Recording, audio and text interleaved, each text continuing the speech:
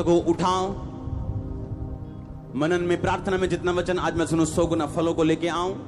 जो आगे खड़े अपनी सीट्स पे चले जाएं, अपने हाथों को उठाएं। बाकी सब जन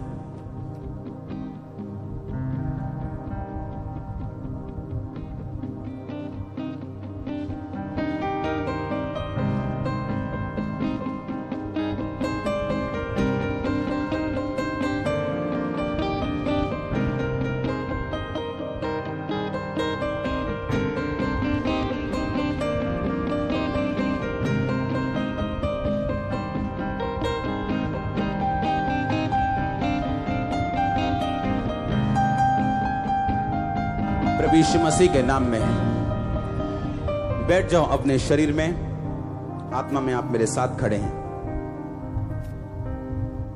प्रभु की हुजूरी के लिए तारीफ करो परमेश्वर की।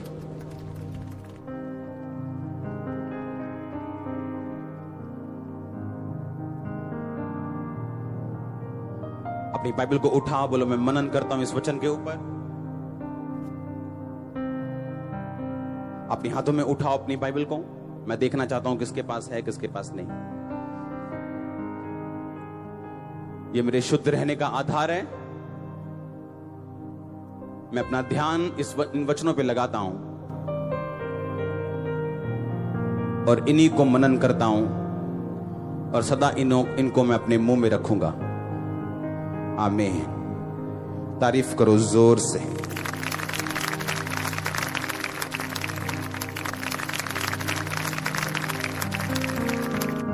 दूसरा राजाओं उसका 5 बाब हम पढ़ेंगे।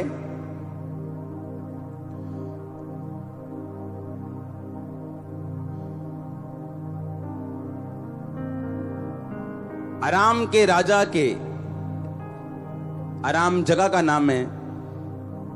नमान नामक सेनापति अपने स्वामी की दृष्टि में बड़ा और प्रतिष्ठित पुरुष था, क्योंकि यहोवा ने उसके द्वारा अरामियों को विजय किया था। वह शूरवीर था परंतु कोढ़ी था। एक छोटी लड़की उसके घर में नौकरी करती थी, जो इजरायली थी। 3 आयत में लिखा, उसने, उस छोटी लड़की जो इजरायली थी, उसने अपनी मालकिन से यानी नामान की पत्नी से कहा, यदि मेरा स्वामी, यदि नामान शमेरोन के भविष्यद्वक्ता के पास होता तो क्या ही अच्छा होता, क्योंकि वह उसको कोढ़ से चंगा कर देता। उसके बाद दूसरा राजाओं 6 बाब में लिखा, भविष्यद्वक्ताओं के चेलों में से किसी ने अलीशा से कहा, यह स्थान जिसमें हम तेरे सामने रहते हैं बहुत छोटा है। हमें इस स्थान को बड़ा करना चाहते हैं, कुछ बनाना चाहते हैं। हम लकड़ी काट के लेके आना चाहते हैं। मैं आपको आसान भाषा में बता रहा हूं, ताकि हम अपने लिए एक स्थान बनाएं। उसने कहा ठीक है चले जाओ। तो उसने कहा कृपया तू भी हमारे साथ चल। उसने कहा मैं चलता हूं। जब वो वहां पे लकड़ी काट रहे थे तो कुल्हाड़ी बेंट से निकलकर जल में गिर गई और वो चिल्लाने लगे और बोलने लगे, प्रभु ये तो मांगी हुई थी।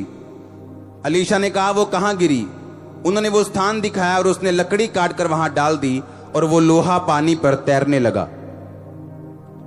उसके बाद मैं इसको 7 बाब को पढ़ूंगा। 7 बाब में लिखा, तब अलीशा ने कहा, यहोवा का वचन सुनो। यहोवा यो कहता है, कल इसी समय शमरोन के फाटक में 1.25 बर मैदा और 1 शकेल में और 2 सवा जौ भी 1 शकेल में बिकेगा। इन तीनों स्टोरीज को समझने से पहले मैं आपको इसके बेसिक में लेके जाना चाहूंगा। एक वर्ड आपकी लाइफ को चेंज कर सकता है। आमीन। अपने हाथों को उठा, बोलो जो मैं सुनूं वो समझूं और फल लेके आऊं। ऊंची आवाज में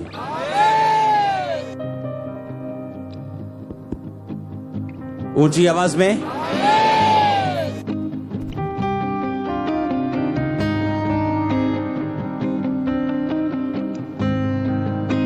आमीन। मैंने कुछ दिन पहले आपको एक वर्ड दिया था कि अगर आप क्रिश्चियन हैं, आपको डिवाइन हेल्पर की जरूरत है। आपको दिया था, आपको याद है? वो ईश्वरीय मददगार जब तक एक क्रिश्चियन व्यक्ति की लाइफ में नहीं आता, बावजूद इसके वो गिफ्टेड है या आशीषित है, वो अपनी डेस्टिनी को, अपनी बुलाहट को पूरा नहीं कर सकता। याद है कि नहीं?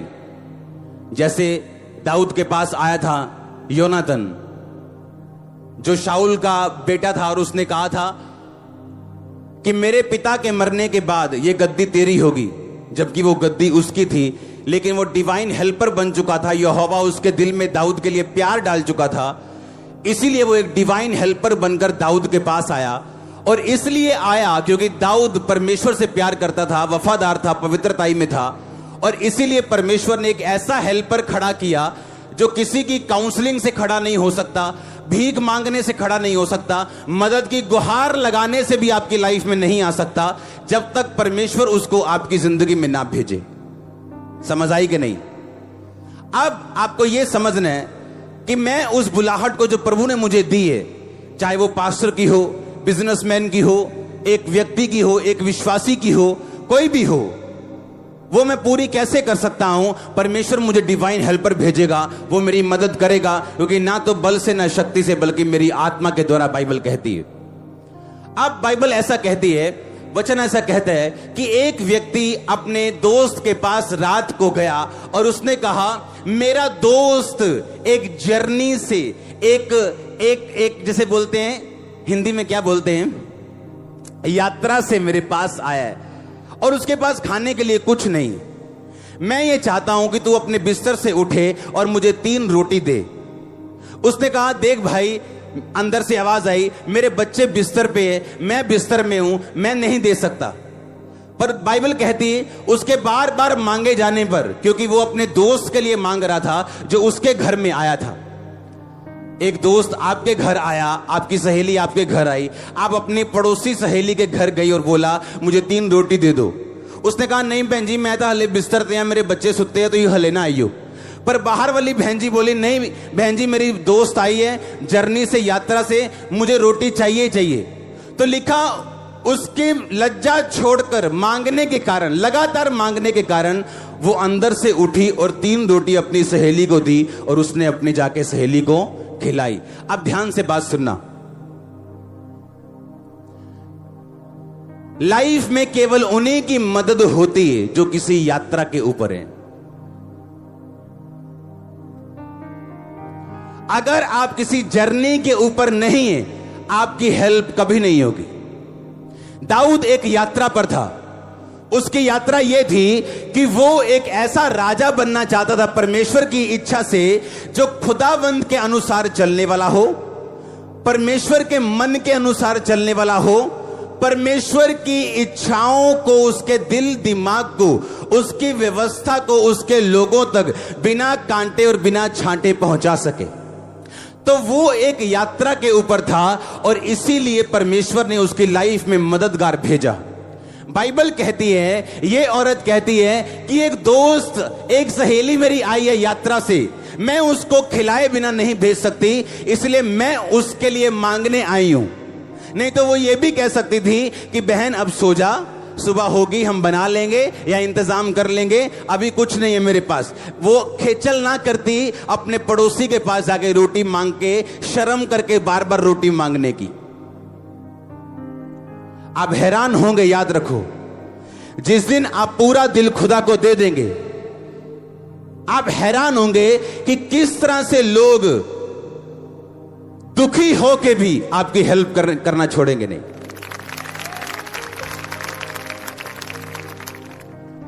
वो कभी कभी शर्मिंदा भी होंगे, आपकी हेल्प करना छोड़ेंगे नहीं। क्यों?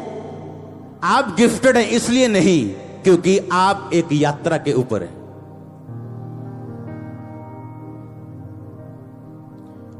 एक विश्वासी की यात्रा ये है, मैंने एक अच्छा क्रिश्चियन बनना है, अपनी बिगड़ी हुई बेटी को सुधारना है, अपने बेटे को स्टैंड करना है, चर्च में मैंने बीज बोना है या सेवा करनी है, या मैंने लोगों को सुसमाचार बताना है। इसका मतलब आप यात्रा के ऊपर हैं। कौन यात्रा के ऊपर नहीं? जो दारू पी रहे, सिगरेट पी रहे, व्यभिचार में, फेसबुक पे, व्हाट्सएप पे, टिकटॉक के ऊपर है, सुनो, टिकटॉक फेसबुक शैतानी नहीं है, पर आप देख किसको रहे हैं ये मायने करते हैं। अगर एक ऐप खोलने पर आपको 99.9% लोग आपको खराब मिले तो खोलनी क्यों है फिर? या तो अपनी वीडियो प्रचार की डालो 10 मिनट की और बंद कर दो।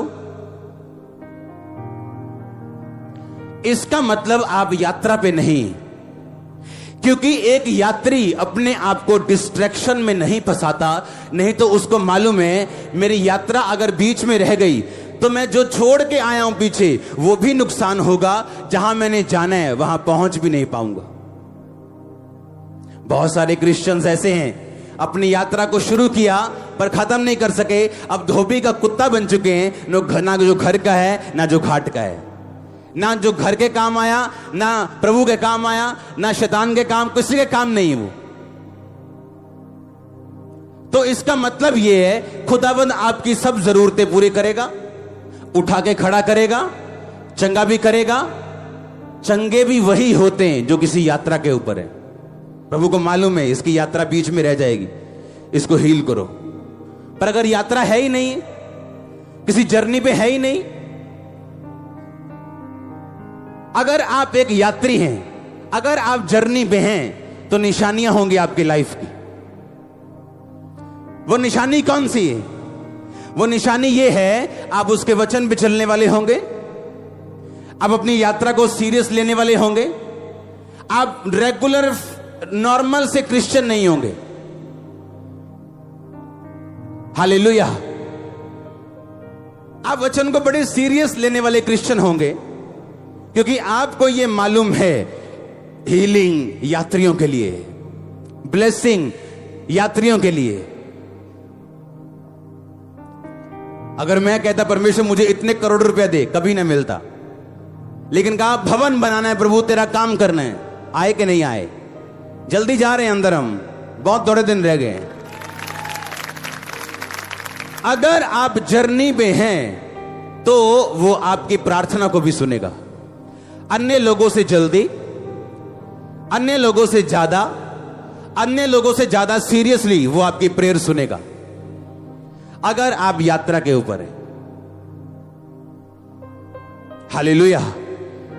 अगर आप जर्नी के ऊपर हैं, आप डिस्ट्रैक्ट नहीं होंगे, क्योंकि रास्ते में डिस्ट्रैक्शंस बहुत हैं, बहुत सी सुंदर सुंदर डिस्ट्रैक्शंस आपके आसपास हैं जो आपको उस यात्रा से रोकना चाहते हैं। अगर आप फंस गए, आप गए, आप लेट हो जाओगे या रह जाओगे।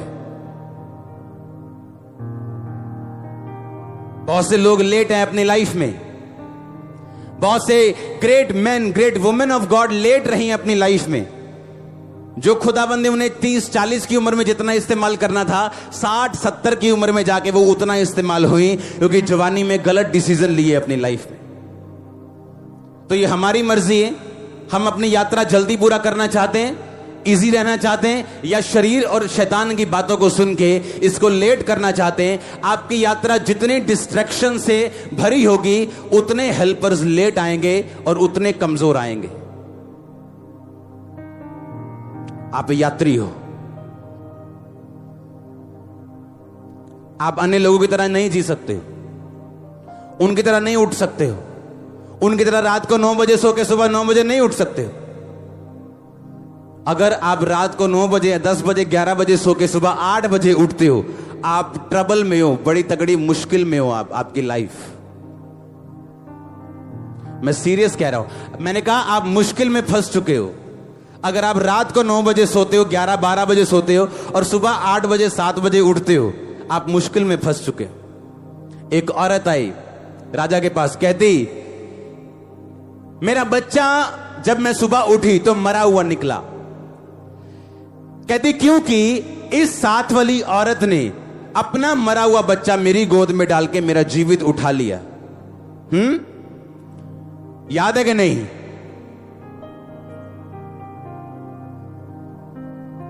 तो मैं ये पूछना चाहता हूं, वो कैसी मां थी जो सारी रात बच्चे को देखने के लिए उठी नहीं?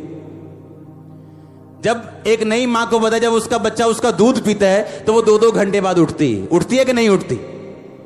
वो 2-2 घंटे बाद अगर दूध पीने के लिए नहीं भी उठा तो रोएगा वो, हाँ, कभी डायपर चेंज कर, कभी दूध पिला, कभी खिला। उसको मालूम है कि वो 8 घंटे की नींद लगातार नहीं ले सकती अगर वो अकेली है संभालने वाली। तो ये कैसी मां थी जो सारी रात सोई रही और सुबह उठी तो उसका बच्चा चेंज था। इतनी गहरी नींद, अगर इतनी गहरी नींद एक विश्वासी सोएगा तो उसकी डेस्टिनी, उसका जीवित बिजनेस बदल दिया जाएगा मुर्दा बिजनेस से, उसकी सेहत बीमारियों से, उसके अच्छे बच्चे बिगड़ते हुए देर नहीं लगेगी, उसका बिजनेस डाउन होते देर नहीं लगेगी। क्योंकि रात को जब शैतान बड़ा तेज चालाक चतुर होके अलर्ट होके घूम रहा है कि मैं किसको मारूं और फाड़ खाऊं, किसको चेंज कर दूं, किसका मुर्दा जीवित लेके मुर्दा वहां पे रख दूं, उस टाइम अगर कलीसिया खराटे मार के सो रही है तो इसमें परमेश्वर का कोई कसूर नहीं, कोई कसूर नहीं। आमीन, कोई कसूर नहीं। पता नहीं जी 2012 ਚ ਤਾਂ ਬਿਜ਼ਨਸ ਬਹੁਤ ਵਧੀਆ ਸੀਗਾ, ਪਤਾ ਨਹੀਂ 13 ਚ ਕੀ ਹੋਇਆ, पता ही नहीं क्यों। ये डायलॉग रट गया मेरे, हाँ, पता नहीं क्यों। जब रात को डेस्टिनी चेंज करते लोग, बाबे रात को जागते हैं, टोना करने वाले रात को जागते हैं, हाँ। रात को डर लगता है लोगों को, दिन क्यों नहीं लगता। पॉलिटिशियन रात को काम करते हैं, सभी अफसर रात को बैठते हैं, बड़ी बड़ी स्ट्रेटेजीज रात को बनती, और कलीसिया रात को सो रही है। यीशु मसीह ने चेले चुनने थे, सारी रात क्या की, दिन को क्यों नहीं की। रात को आप डिस्ट्रैक्शन फ्री हो, रात को कोई दाल नहीं बननी, कोई आलू मटर नहीं बनने, कोई बच्चे ने रोटी नहीं मांगनी। अगर याद आ भी गया, बिल नहीं दिया तो बिल रात को देने नहीं जाओगे, सुबह ही जाओगे। रात फ्री है और आप सो रहे हैं।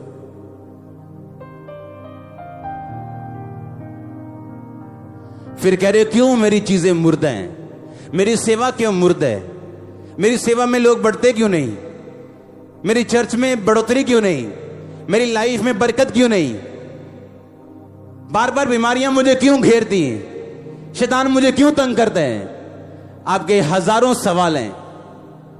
और कभी ये पूछो, रात को जब शैतान डेस्टिनीज लाइफ चेंज करने के लिए आता है, आप सो रहे होते हैं। ना तो आप यात्रा पे हैं, ना तो रात को जाग रहे हैं, आप डेंजरस क्रिश्चियन हैं। कुछ भी कभी भी हो सकता है, कोई श्योरिटी नहीं है। आज क्रिश्चियन है, कल है पता नहीं है, क्यों?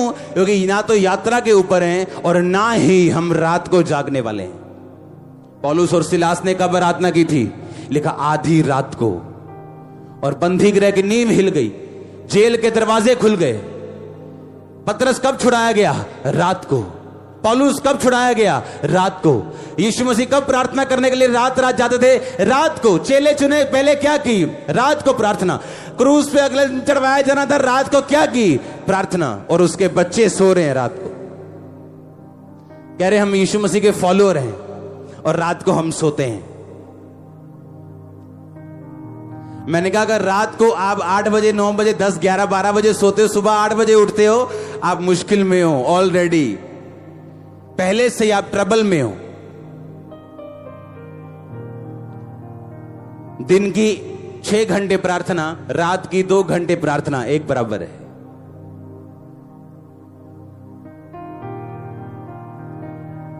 रात की 2 घंटे 3 घंटे की मेडिटेशन दिन के 6 घंटे मेडिटेशन के एक बराबर है।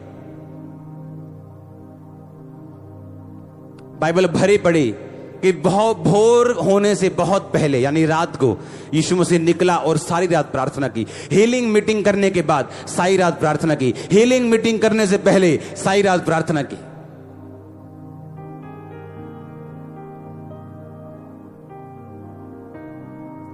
तो फिर परमेश्वर को कई बार खांसी देनी पड़ती सारी रात। बोलता है अब ठीक है, तू जाग रहा है, प्रेयर कर रहा है, खांसी के साथ कर। तो वो आपको खांसी दे और आपसे प्रेयर करवाए, अच्छे गले से क्यों नहीं प्रेयर करते आप? हाँ, कहता मैं छड़ी लेके तेरे पास आऊं या प्यार से आऊं? आप चाहते हो शैतान मुर्दा चीजें रखे आपके जीवित उठा ले? नहीं चाहते। अगर आप नहीं चाहते, आपको रात को जागना पड़ेगा, आपको यात्री बनना पड़ेगा जो एक जर्नी के ऊपर है, अपनी जिम्मेवारियों को समझता है, उसे मालूम है डिस्ट्रैक्शंस को उसने अवॉइड करना है और आगे बढ़ना है। हालेलुया। सुनो, अगर आपने दिमाग लगाया, अपनी सेंस लगाई, आप कभी आगे नहीं बढ़ पाएंगे। मैंने एक वचन आपको पढ़ाया था, अभी सुना था कि नहीं? क्या था वचन वो? दूसरा राजाओं 5, 6 बाब, 7 बाब, 3 वचन मैंने आपको पढ़ाए।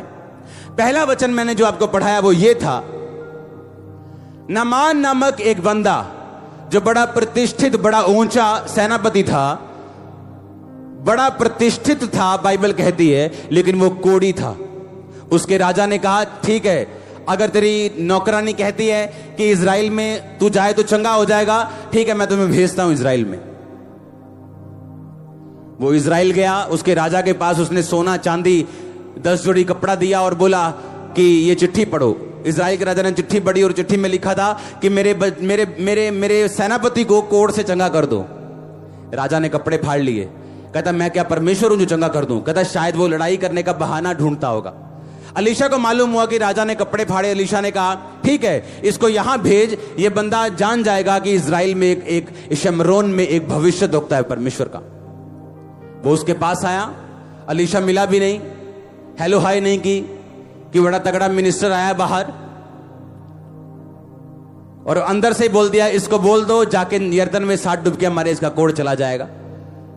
वो गुस्सा किया कि मेरे को आके ले हैंड नहीं किया, मुझ पे हाथ नहीं रखा, मेरे से हेलो नहीं की, मुझसे मिला नहीं।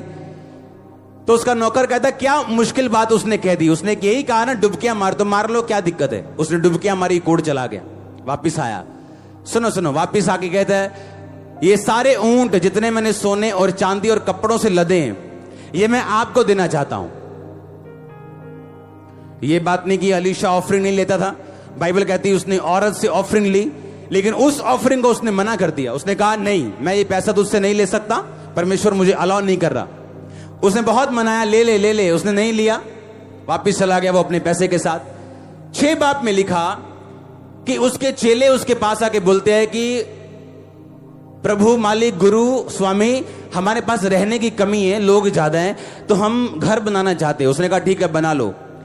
तो कहता हम लकड़ी काट के चलेंगे, तू भी हमारे साथ चल। तो लिखा अलीशा उनके साथ लकड़ी कटवाने के लिए चला। तो एक कुल्हाड़ी उनके पास थी, उसकी जो बेंट थी, उसका जो ऊपर का मुंह था कुल्हाड़ी का लोहे का, वो पानी में गिरा। आप ये इमेजिन करो, लाखों रुपया ऑफरिंग का एक दिन पहले त्यागने वाला प्रॉफिट, उसके लोगों के पास कुल्हाड़ी तक अपनी नहीं थी। इमेजिन कर रहे हैं आप? बाइबल कहती उस टाइम अकाल पड़ा हुआ था, और जब अकाल पड़ता था चीजें महंगी हो जाती थी। लिखा एक टुकड़ा चांदी में आधा कबूतर मिल रहा था। लिखा 2 टुकड़े चांदी में आधा किलो चिकन मिल रहा था। 3 टुकड़े चांदी दो तो 1 किलो पनीर मिल रहा था। इतनी महंगाई थी, और अलीशा ने लाखों रुपया ठुकरा दिया, और अगले ही दिन उसकी मांगी हुई कुल्हाड़ी भी पानी में जा गिरी। जब शैतान आपके सामने जरूरत रखे, आप बीमार हो और आपको मालूम होता है वो देखो सामने बाबा जी आए हैं, एक बड़े पहुंचे बाबा ने जी, इन्हें को तुम जाओ ते मत्था टेको तारे बेबी हो जाऊगा, और आप मान लो 7 साल से चर्च आ रहे हो और बेबी नहीं हुआ। और परमेश्वर अब देखेगा आपको कि इस अकाल में आप वो ऑफरिंग लेते हो जो आप खुदा ने मना की है, या आप अपनी प्रॉब्लम के सामने झुकते हो। 7 बाब पढ़ेंगे। 7 बाब में लिखा, कहता इतना अकाल पड़ा कि लोग अपने बच्चों को खाने लगे, और इजराइल का राजा दुखी होकर कहता कि इस अकाल का जिम्मेवार अलीशा है, और वो अलीशा को मारने के लिए चला।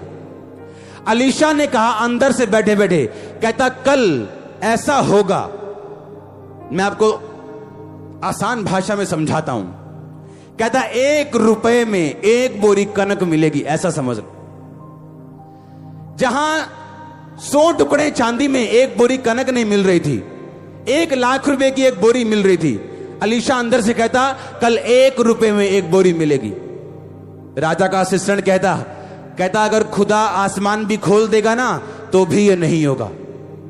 और बाइबल कहती ऐसा हुआ, क्योंकि साथ में कुछ राजा ऐसे थे जो बड़ी लूट लेके कहीं जा रहे थे और परमेश्वर के दूतों ने उन्हें डरा दिया और वो अपनी लूट छोड़कर भाग गए और वो सारी लूट इस्राएलियों ने लूटी।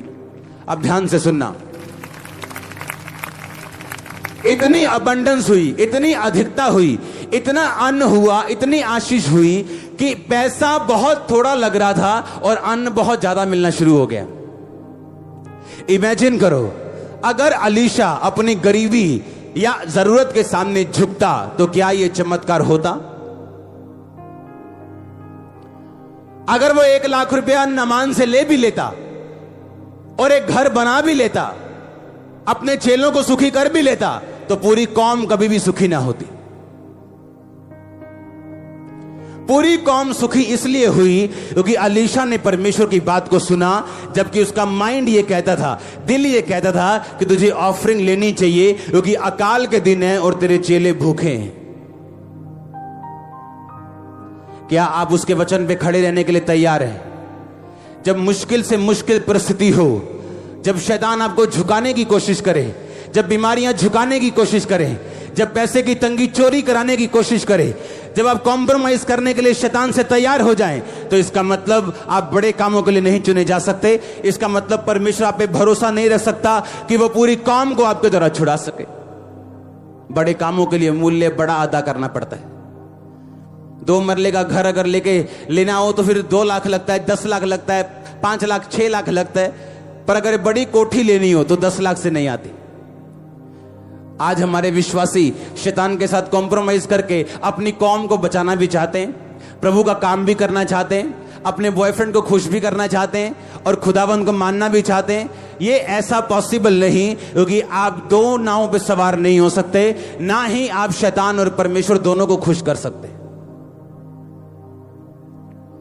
एक ऑफरिंग ठुकराई, अबंडेंस, स्वर्ग खोल दिया खुदावंद ने। तो मैं ये पूछना चाहता हूं, जब स्वर्ग खुला तो क्या उसके चेले बरकत नहीं पाए होंगे? बोलो। जब आप अपने लिए आशीष मांग रहे हो वो अलग बात है। जब आप अपने पूरे मोहल्ले के लिए आशीष मांग रहे हो, क्या आप अपने मोहल्ले में नहीं हो ना? तो उसके चेले, क्या मैंने कहा आशीषित नहीं हुए होंगे? क्या अलीशा आशीषित नहीं हुआ होगा? उसके लोग भी आशीषित हुए, चेले भी हुए और अलीशा भी हुआ। ऐसा तब मुमकिन है जब आप ना झुकें, आप कॉम्प्रोमाइज ना करें शैतान के साथ, तंगी में भी फेथफुल रहें। खुदावंद जो कह रहे हैं उसको फॉलो करना। हालेलुया। उसको फॉलो करना जो परमेश्वर कह रहे हैं। बावजूद आपका दिमाग, दिल, आपके घर, आपके लोग, समाज, ऊंचे छोटे बड़े पदवी वाले लोग क्या कह रहे हैं आपको, आप इसके बावजूद जो वो करें जो खुदावंद आपको कह रहे हैं, फिर कैसे रिजल्ट नहीं आएगा? फिर कैसे रिजल्ट नहीं आएगा? आप रिजल्ट को शरेआम देखोगे, ओपनली, पब्लिकली। पब्लिक आपका रिजल्ट देखेगी और हैरान होगी। आमीन। ऊंचा आशीष ऊंची 7 बार ऊंची आवाज में बोलो आमीन और भर जाओ आत्मा से।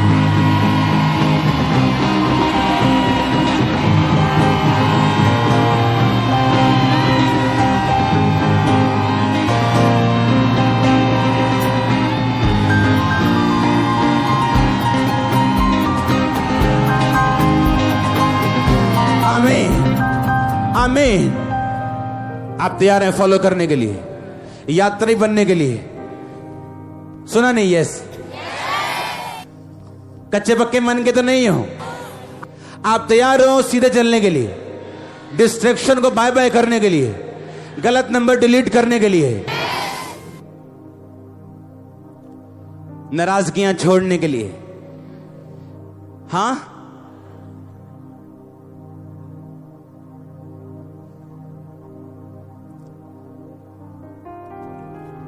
दुखी हैं आप लोगों से, मेरे भाई ने कैसा कर दिया, मेरी चाची ने ऐसा कर दिया। दुखी लोगों को परमेश्वर यूज नहीं कर पाता। प्रॉब्लम ये है, कहता भूल जा, जब स्वर्ग खुलेगा ताई नानी चाची कुछ नहीं कर पाएगी, तू ब्लेस होगा।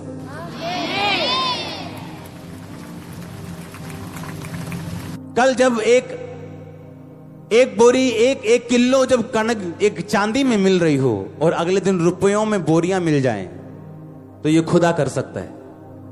कैसे कर सकता है ये उसको मालूम है। क्या आप अड़े खड़े रहने के लिए तैयार हैं?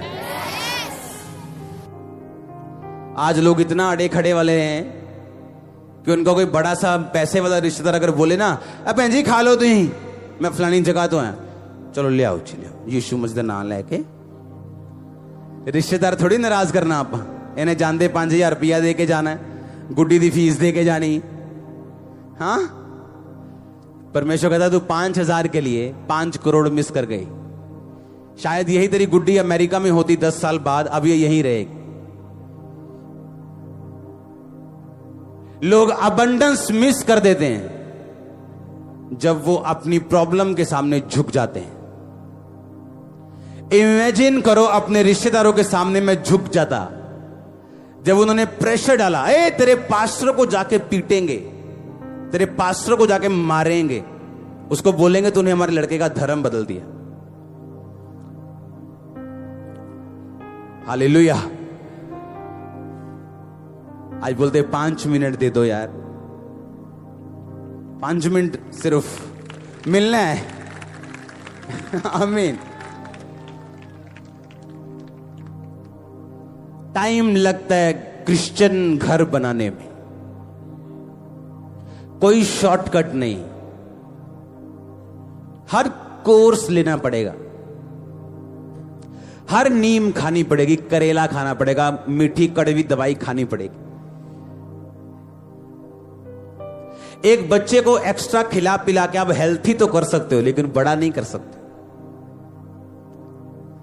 शरीर में 5 साल का बच्चा 7 का लग सकता है, लेकिन वो है उतना ही जितना वो है। आमीन। टाइम लगता है आप क्रिश्चियनिटी आपकी लाइफ बनते।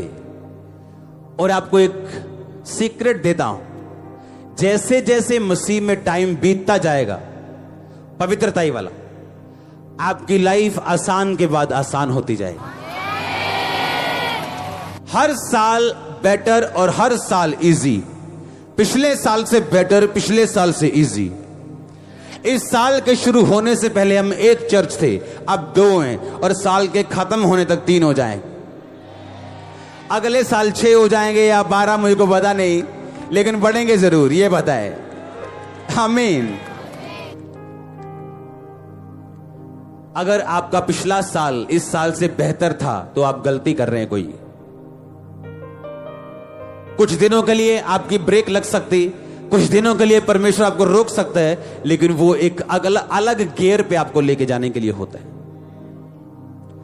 आपकी लाइफ के स्पीड ब्रेकर्स परमानेंट नहीं। आपकी सिचुएशन, जो खुदावंद ने रात को मुझे कहा आपको बोलने के लिए, आपकी सिचुएशन टेम्परेरी है। आपकी सिचुएशन, परिस्थितियां थोड़े दिनों के लिए हैं, वो चेंज हो रही हैं। बदलाव आ रहा है, बदलाव आ रहा है, बदलाव आ रहा है यीशु के नाम में।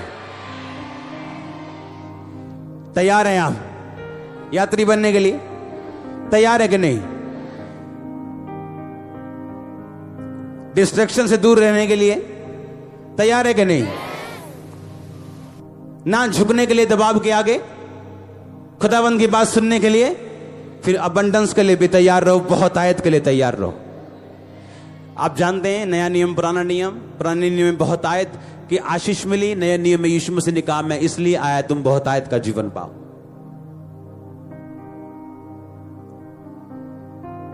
अपने पड़ोसी को बोलो फैसला तुझ पे है। फिर से बोलो ऊंची आवाज में। तो बहुत आयत का जीवन लेना चाहते हैं या शैतान की भीख थोड़ी थोड़ी लेना चाहते हैं? बहुत आयत की जिंदगी जीना चाहते हैं या थोड़ा थोड़ा जीना चाहते हैं? अगर बहुत आयत का जीना चाहते हैं तो हर हालत में वफादार रहे, क्योंकि सिचुएशंस चेंज होने का वचन आ चुका है। तेरी परिस्थितियां बदलने जा रही। आमीन। ऊंचा ब्लेसिंग आपकी। हालेलुया। जोर से बोलो हालेलुया। अपने हाथों को उठाओ, थैंक यू जीसस बोलते हुए ऊंची आवाज में।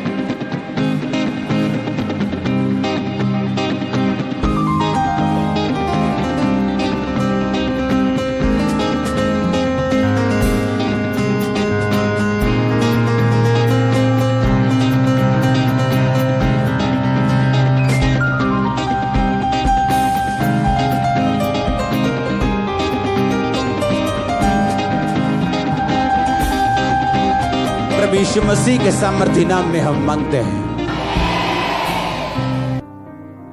आप जानते हैं आपकी सिचुएशन चेंज हो रही, बदल रही है वो अभी भी अपने हाथों को उठाओ, थैंक यू जीसस। आप बिलीव करते हैं सिचुएशन चेंज हो रही? आप ये वचन मानेंगे जो मैंने आपको प्रचार किया? ना झुकना, अड़े रहना और खड़े रहना। अब तो टीवी वालों ने भी अड़े खड़े रहने का प्रचार शुरू कर दिया है। हाँ, तो तैयार हो जाओ। आमीन। अपने हाथों को उठाओ, बोलो मैं अड़ा रहूंगा और खड़ा रहूंगा और गवाही के साथ आऊंगा। किसी सिचुएशन के सामने झुकूंगा नहीं। खुदा की बात मानूंगा, पहले वो नुकसान लगे तो भी मानूंगा, क्योंकि बाद में एक स्वर्ग खुलने वाला है। हर एक बंदा जो आज इस आवाज की इन्फ्लुएंस के नीचे खंबरा चर्च में ऑनलाइन, स्वर्ग आपके लिए खुले जैसे ही आप ये इंस्ट्रक्शंस को कबूल करें। हेवन ओपन हो जैसे ही आप ये इंस्ट्रक्शन को कबूल करें। मेरा परमेश्वर हेवन ओपन करे जैसे ही आप इस इंस्ट्रक्शन को कबूल करें। प्रभु यीशु के नाम में आमीन। ऊंचा आशीष ऊंची।